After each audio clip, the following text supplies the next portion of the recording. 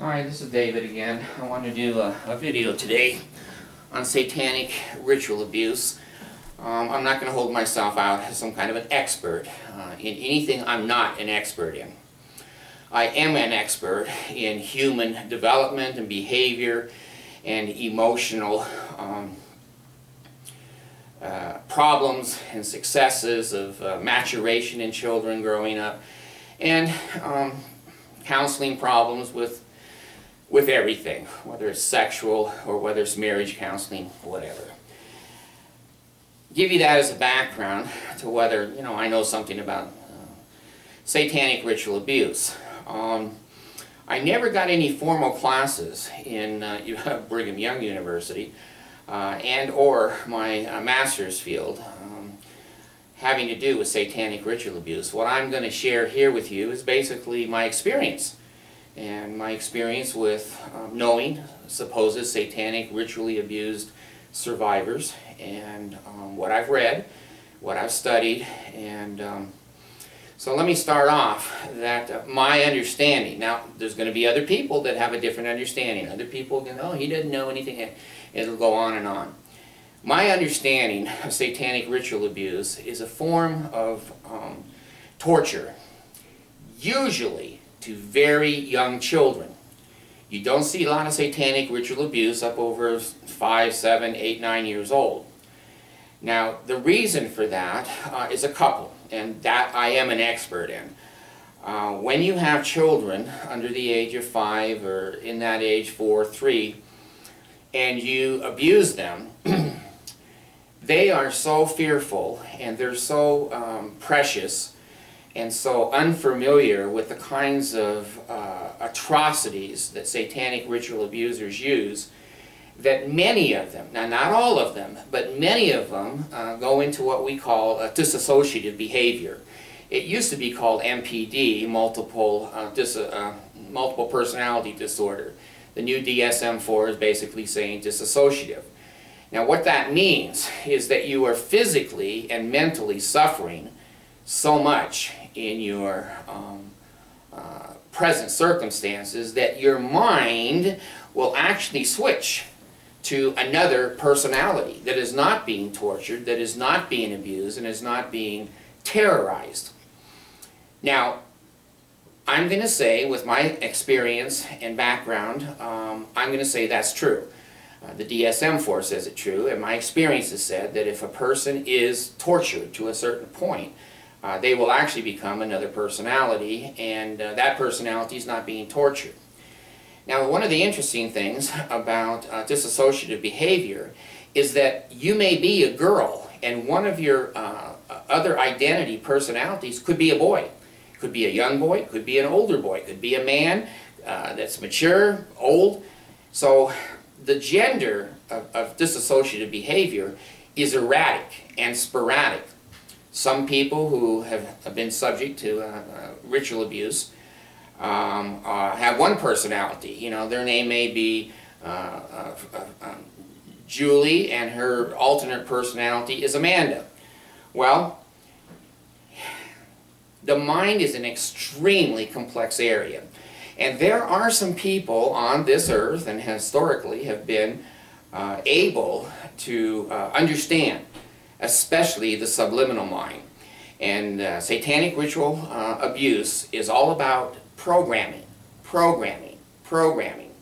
There are special words, there's special events, there's special days on the calendar. There's all kinds of triggers that are put into a small child, or like I said, 5 years old, 6-year-old children, that cause them to have triggers in their mind. So if they hear the word, and I'm just using examples now, if they hear the word Halloween, their second personality, or third or fourth, and we know it can be as many as 40 or 50 personalities, comes out.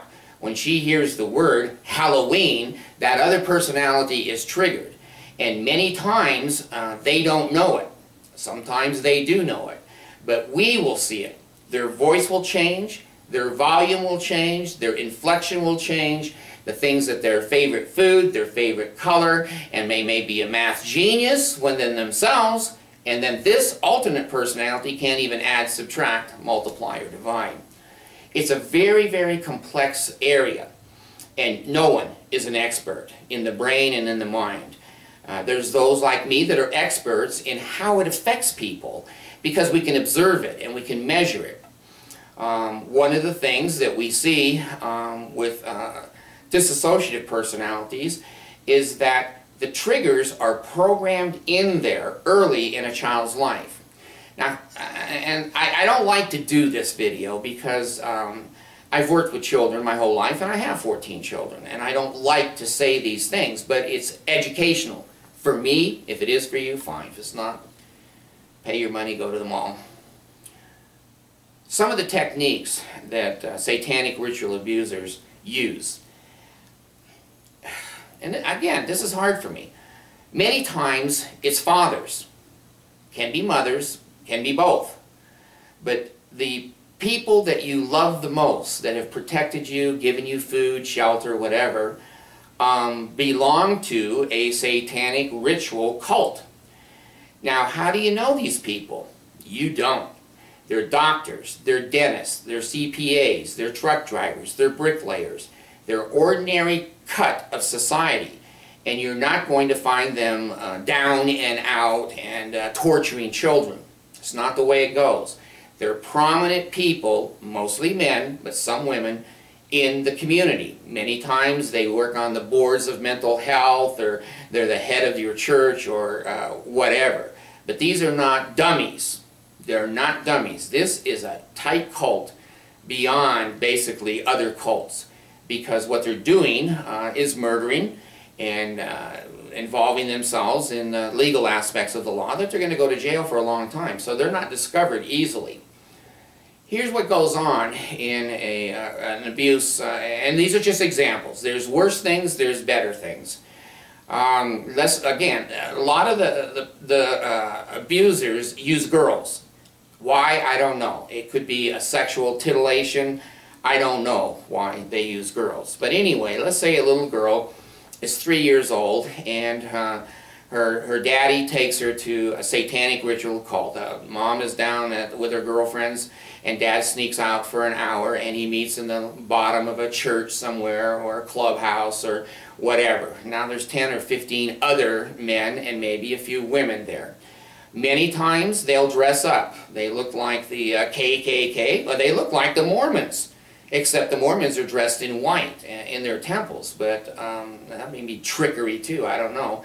But anyway, they'll have hoods, and they will chant and call upon Satan, and they'll have certain signs, tokens, and symbols, just like the Mormon Church, that have certain meaning and have certain programming effects upon the child. Now, I'm going to go through this kind of quick because you've got the computer, you've got the internet, you can look for yourself. I've looked, I've made my decision. They many times will hang a child by its legs upside down, naked. And they will taunt a child. They may even pinch or hurt the child. They're very careful not to leave marks.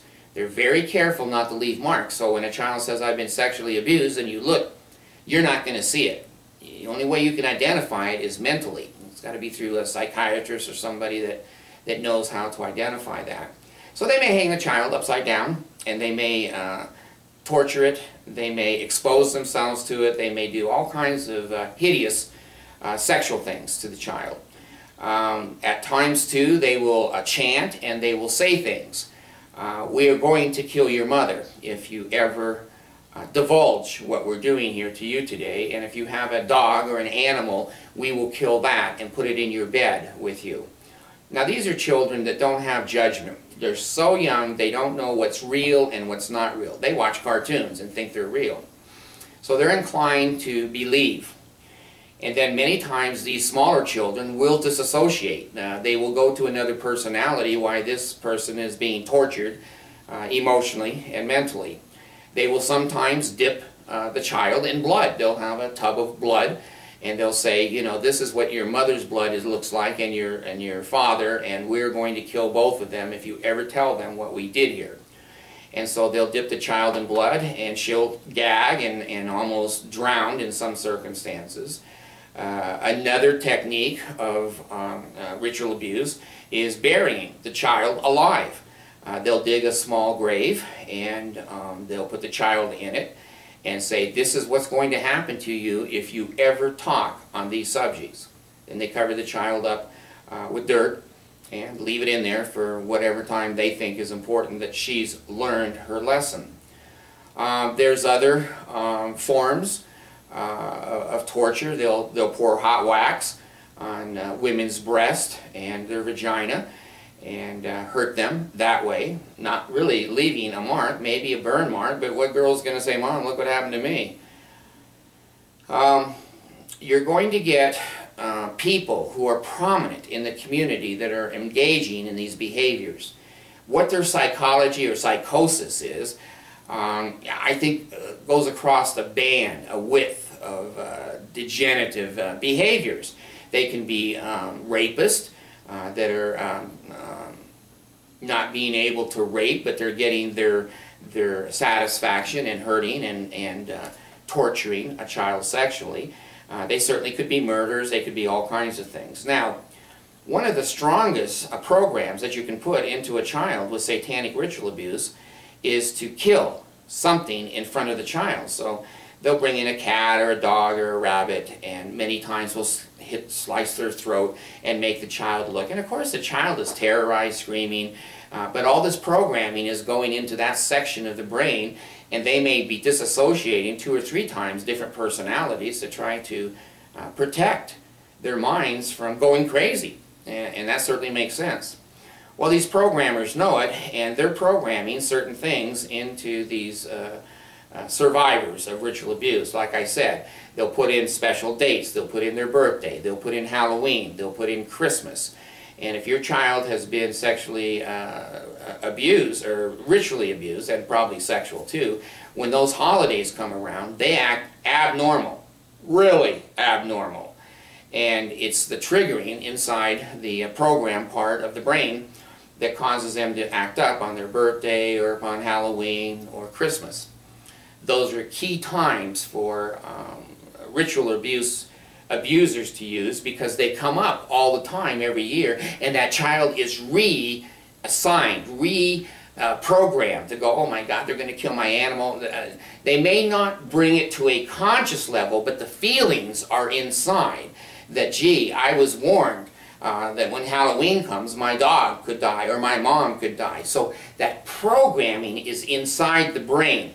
It may come out, they may say something, they may shift, we call shift altered personalities, or they may just be very quiet and laying on their bed and scared, or just waiting for terrible things to happen.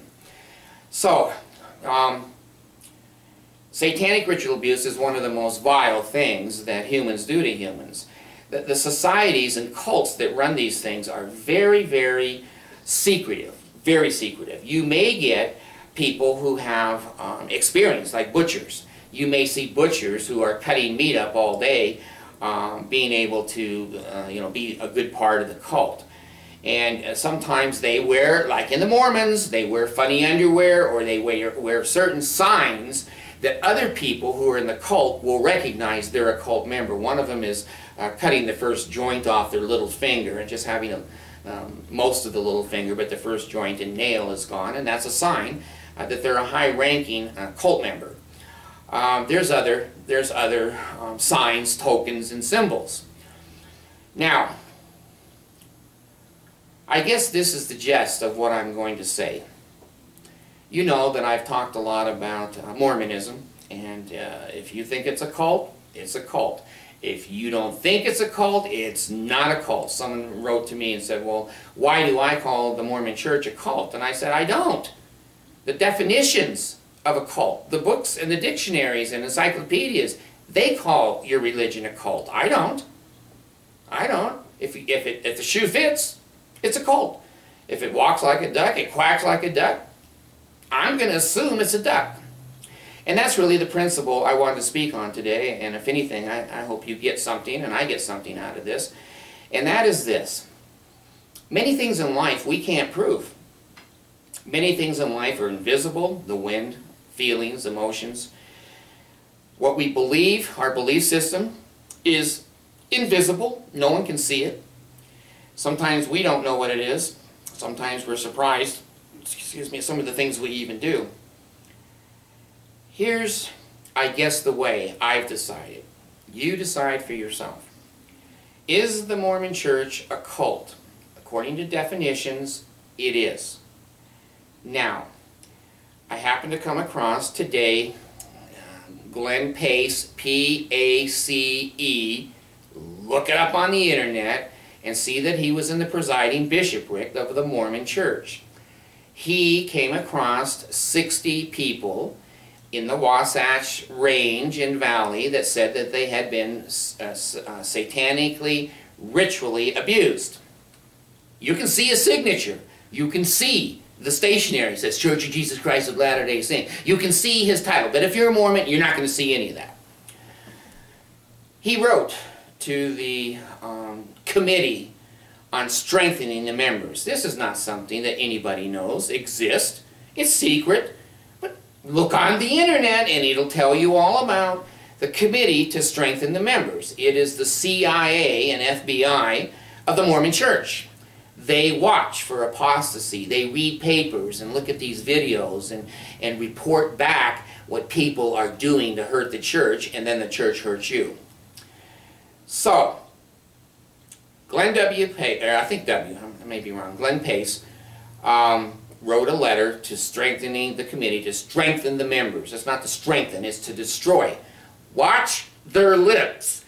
It is to strengthen the members committee. Watch their behavior. They destroy human beings. That's the committee. But the Mormons have the tricky opposite words. Listen to what they say, you'll join, pay your money, go to the mall.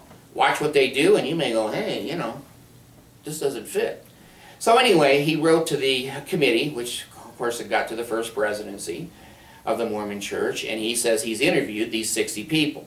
He says they're reporting some temple workers are involved in the satanic ritual abuse sessions.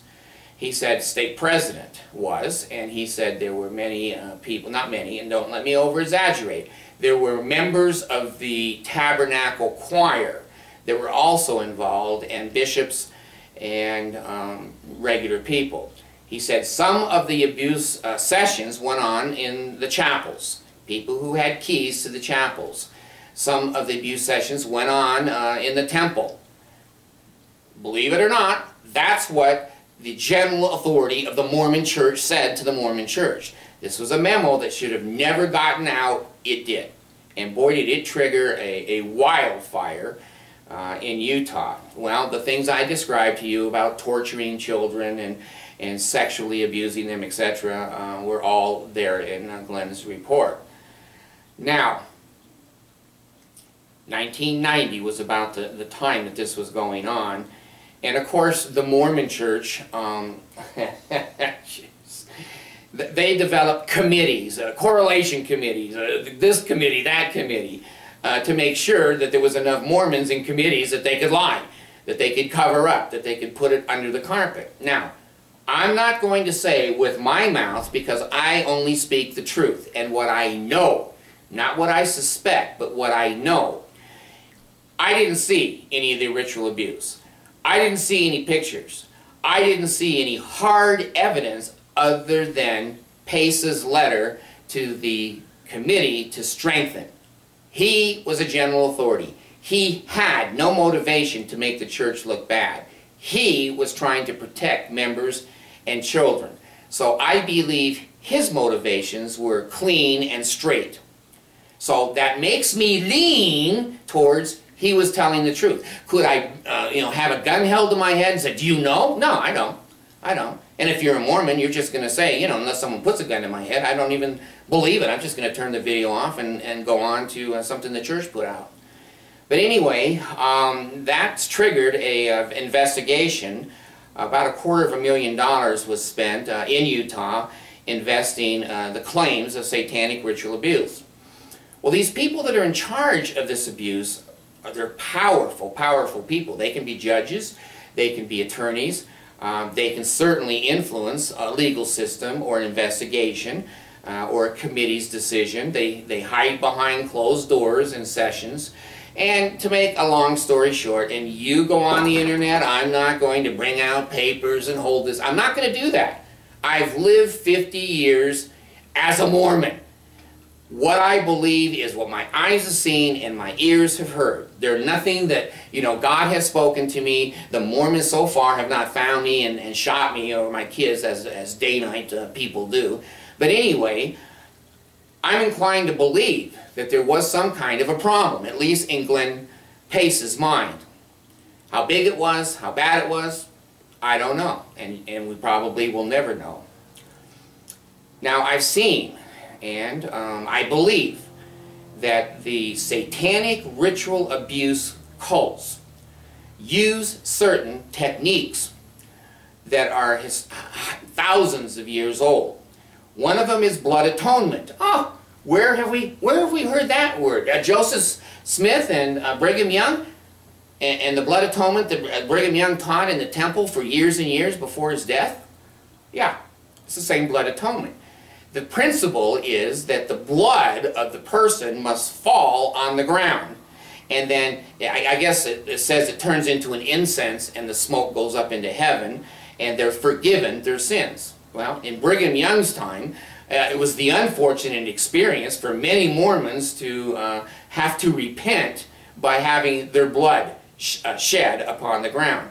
The Day-Nights, the police of the Mormon Church, and Brigham himself and others who decreed death to people who were in sin or marrying black people, that was death too. So the blood atonement has been around for a long, long time.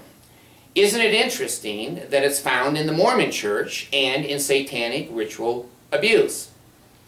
Isn't it interesting that the Mormon Church follows most, if not all, of the Mason death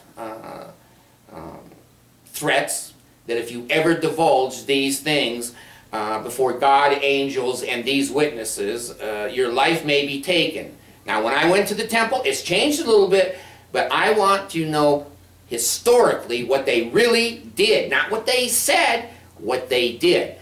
They had me stand up, put my right hand to the square, and promise before God, angels, which I guess were supposed to be there, and these witnesses, the two people at the altar, that I will never reveal the first token of the Aaronic priesthood. Rather than do so, I would suffer you put your thumb under your neck, my life, you slice over your neck, and down drop your arm, to be taken.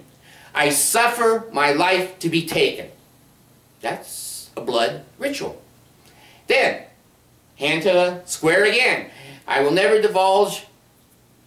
Oh, I promise before God, angels, and these witnesses at this altar that I will never divulge the second token or the first token of the Melchizedek priesthood. Rather than do so, I would suffer you stick your thumb in your gut and you slide it across, slitting your stomach open. Suffer my life to be taken, and drop your hand.